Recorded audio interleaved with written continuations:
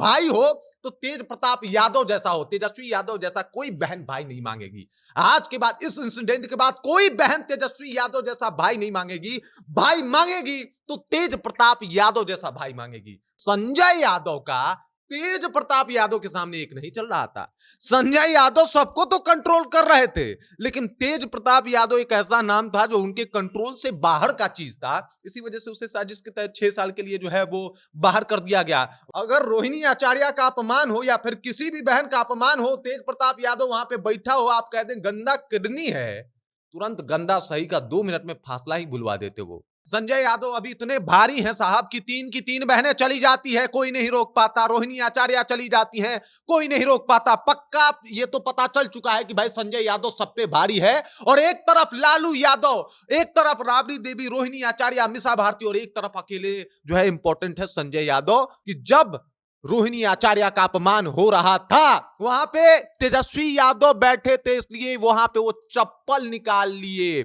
यहां संजय यादव, अगर वहीं पे तेज प्रताप यादव बैठा होता और यही दुस्साहस करके देखते, निकालते चप्पल, उसी चप्पल से चप्पल चप्पल मार के हरियाणा भेज देता। तेज प्रताप यादव वो इंसान है। आपको ज्ञात होगा जब राम सूपनखा का नाक काट के भेजे थे, जो कि सूपनखा कोई अच्छी औरत नहीं थी, लेकिन वो रावण की बहन थी, और इस वजह से जो है रावण युद्ध करने को तैयार हो गया। एक कहानी ये भी बोली जाती है। लेकिन मजे की बात, तेजस्वी यादव के सामने उनकी बहन को चप्पल मारने की बात की जाती है संजय यादव के द्वारा। कहा जाता है कि तुम्हारा खून गंदा है, तुम्हारी किडनी गंदी है, और उसके बाद वहां पे तेजस्वी यादव चुप रह जाते हैं। भाई साहब, ऐसा भाई दुनिया ने पहली दफा देखा होगा।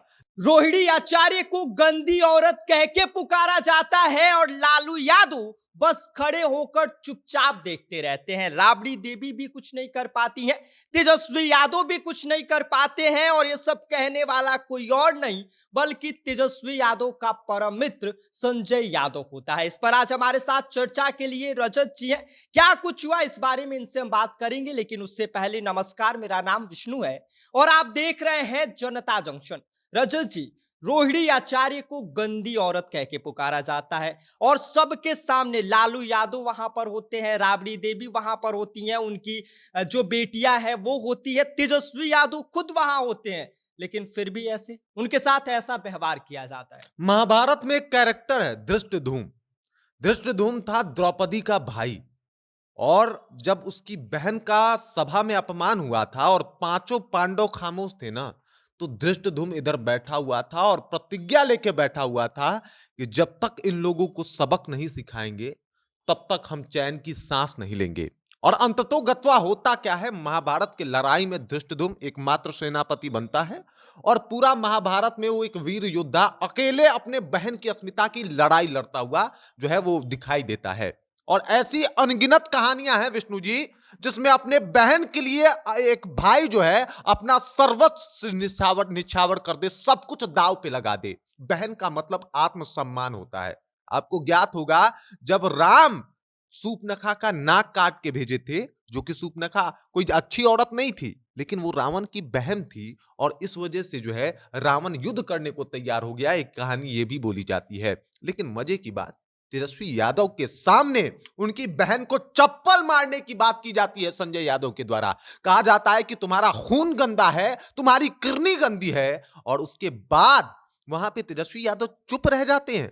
भाई साहब, ऐसा भाई दुनिया ने पहली दफा देखा होगा, जहां पे कोई तीसरा आके उसकी बहन का अपमान कर रहा है, गंदी औरत, गंदी किडनी वाली बोल रहा है, चप्पल उठा के मारने दौड़ रहा है, और वहां पे भाई खामोश है। उसका खून क्यों नहीं खौला? भाई कैसा भाई है कि उसका खून नहीं खोल रहा है? अगर एक बात सोचिए, अगर आपके बहन के साथ कोई होता और कोई आपका मित्र ही ऐसे करता, आप वहां पे चुप रहते? नहीं रहते। मैं भी वहां पे चुप नहीं रहता। और देख लीजिए वहां पे तेजस्वी यादव चुप है। क्या मजबूरी है, मुझे समझ में नहीं आ रहा। लालू परिवार इतना मजबूर क्यों हो गया? वो लालू यादव जिसे मोदी मजबूर नहीं कर पाए, वो लालू यादव जिसे नीतीश कुमार मजबूर नहीं कर पाए, वो लालू यादव जिनको बिहार का कोई और नेता मजबूर नहीं कर पाया, हरियाणा से आया हुआ एक संजय यादव इतना मजबूर कर दिया लालू तेजस्वी यादव को कि तेजस्वी यादव के सामने, लालू यादव के सामने, राबड़ी देवी के सामने उनकी बेटी, उनकी बहन को अपमानित किया जाता है, चप्पल लेके मारने के लिए दौड़ा जाता है, और ये लोग कुछ नहीं बोल पाते, बस रोते रह जाते हैं।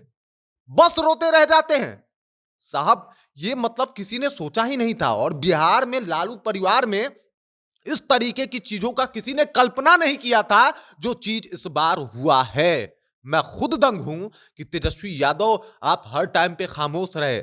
आपने तेज प्रताप यादव को निकलने दिया, आपने सब कुछ संजय यादव के हिसाब से होने दिया। 25 सीटों पे आ गए। ये तो नहीं कि आप मुख्यमंत्री बन गए तो आप कहते कि ना ना बढ़िया तो किया है मेरा दोस्त। 25 सीटों पे आ गए, जो पिछली बार का परफॉर्मेंस रहा उससे भी दर खराब परफॉर्मेंस, और उसके बाद भी आपका दोस्त आपका देवता है। मतलब ये तो अलग ही हो गया है इनका इनका दोस्ती मतलब अलग लेवल पे जा चुका है। वो एक बड़ा अच्छा मैं आपको बता देता हूं कि हमेशा ना आप निगेटिविटी से जब तक दूर नहीं रहिएगा कुछ पॉजिटिव नहीं होने वाला। एक बड़ा बढ़िया श्लोक है और उस श्लोक के माध्यम से ये समझाने का प्रयत्न किया जाता है कि भाई साहब जब तक आप ऐसे निगेटिव लोगों से दूर नहीं रहिएगा तब तक कुछ पॉजिटिव नहीं होने वाला। शकुनी और मंथरा जैसे लोगों से दूर नहीं रहिएगा तब तक आपका घर नहीं बचने वाला। और यही काम जो है वो कहीं ना कहीं तेजस्वी यादव के साथ भी हुआ है। और तेजस्वी यादव चुपचाप खामोश हैं।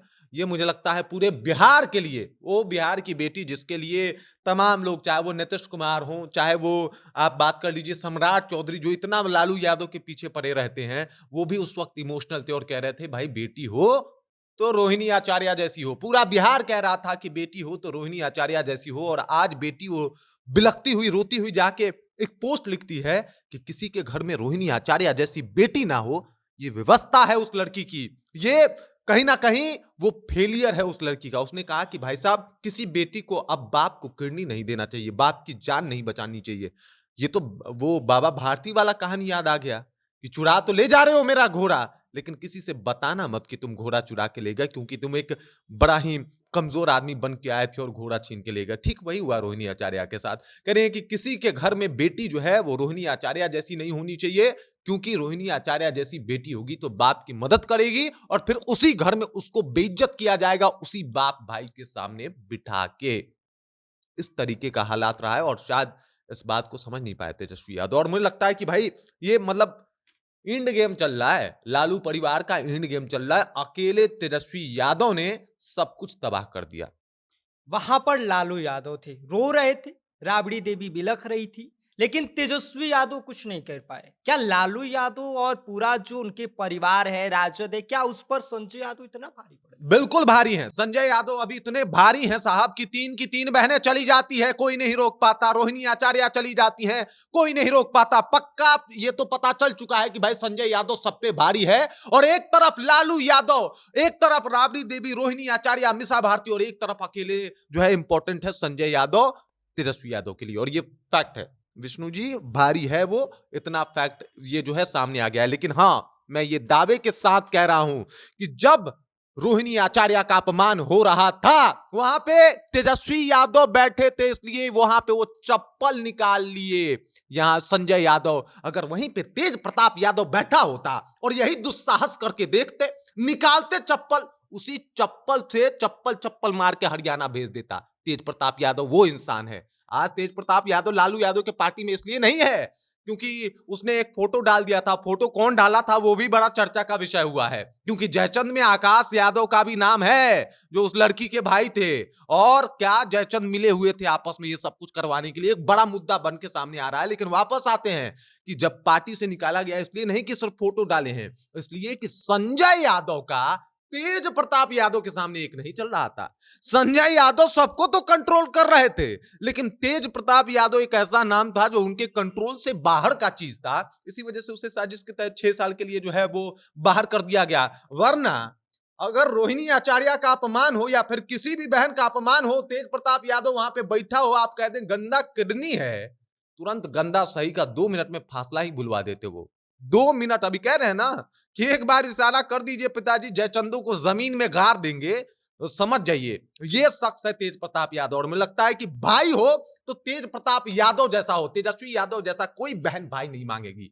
आज के बाद, इस इंसिडेंट के बाद कोई बहन तेजस्वी यादव जैसा भाई नहीं मांगेगी। भाई मांगेगी तो तेज प्रताप यादव जैसा भाई मांगेगी, जो उसकी अस्मिता की लड़ाई के लिए लड़ रहा है, वो अपना पार्टी का कह रहा है कि तुम मेरे लिए ज्यादा इंपॉर्टेंट हो बहन।